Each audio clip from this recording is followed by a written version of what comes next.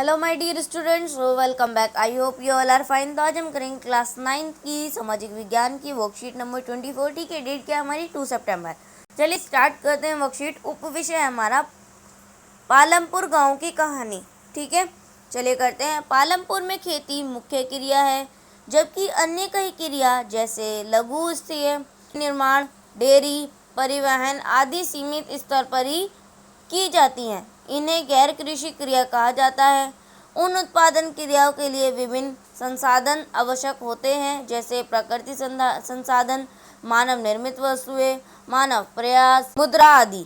उत्पादन का उद्देश्य ऐसे वस्तुएं और सेवा उत्पन्न करना है जिसकी हमें आवश्यकता है। वस्तुओं और सेवाओं के उत्पादन के लिए 4 चीज़ें अवश्य हैं। पहली आवश्यकता है भूमि का अन्य प्रकृति संसाधन जैसे जल, वन, खनिज। दूसरी आवश्यकता है श्रम अर्थात जो लोग काम करेंगे। तीसरी आवश्यकता भौतिक पूंजी है। उत्पादन के प्रत्येक स्तर पर अवशेष कई तरह की आगते। चौथी आवश्यकता ज्ञान और उद्यम की है। आजकल इसे मानव पूंजी कहा जाता है। उत्पादन की आवश्यकताओं को हम उत्पादन के कारक कहते हैं। ठीक है बच्चों, समझ में आ गया। अब नीचे लिखा हुआ एक आपको स्ट्रक्चर बना के दिया हुआ उत्पादन के कारक: भूमि, श्रम, पूंजी, उद्यम। और नीचे क्या लिखा है? स्थायी पूंजी और ये कार्यशील पूंजी। समझ में आ गया। चलिए अब आ जाते हैं। नीचे कुछ क्वेश्चंस दिए हैं, क्वेश्चन सॉल्व करेंगे हम। पहले 5 क्वेश्चन हमें दिए हुए हैं, बहुत ही ईजी हैं। पहला क्वेश्चन है हमारा, उत्पादन से आप क्या समझते हैं। क्वेश्चन नंबर 2 आपका, उत्पादन के सभी कारकों के नाम बताइए। थर्ड क्वेश्चन आपको, उत्पादन के कारकों में से कौन सा कारक सबसे महत्वपूर्ण और क्यों। ठीक है। क्वेश्चन नंबर 4 है आपका, पालमपुर में की जाने वाली किन्हीं 3 गैर कृषियों के नाम बताइए।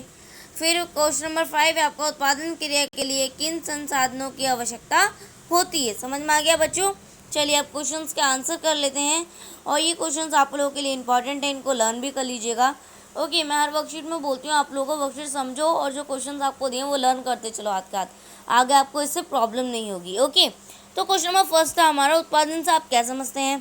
तो आप इसका आंसर लिखेंगे, मानव की आवश्यकताओं की वस्तुओं का निर्माण करना उत्पादन कहलाता है, जैसे मानव निर्मित वस्तु, डेयरी, परिवहन इत्यादि।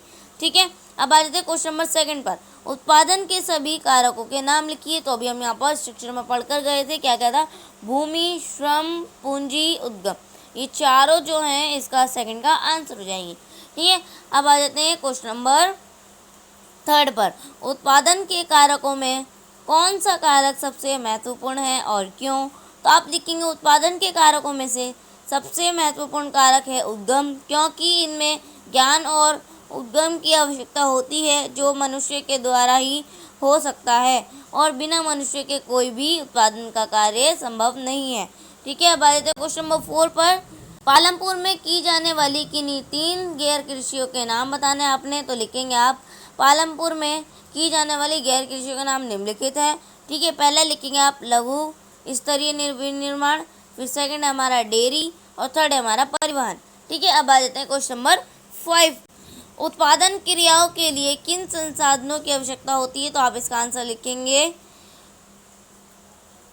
उत्पादन क्रियाओं के लिए विभिन्न संसाधनों की आवश्यकता होती है, जैसे प्राकृतिक संसाधन, मानव निर्मित वस्तुएं, मानव प्रयास, मुद्रा आदि। ठीक है। तो बच्चों ये थे हमारे क्वेश्चंस, देख लिया आपने कितने इजी से थे और कितने आराम से हुए। तो ऐसे ही आप इनको साथ साथ लर्न करेंगे तो आपको काफ़ी ज़्यादा बेनिफिट होगा। ओके, तो वर्कशीट हमारी कंप्लीट हो गई है एंड आई होप आप लोगों को वर्कशीट समझ में आ गई होगी। सो प्लीज़ चैनल को सब्सक्राइब करना मत भूलिएगा और मिलते हैं नेक्स्ट वीडियो में। तब तक के लिए take care and good bye.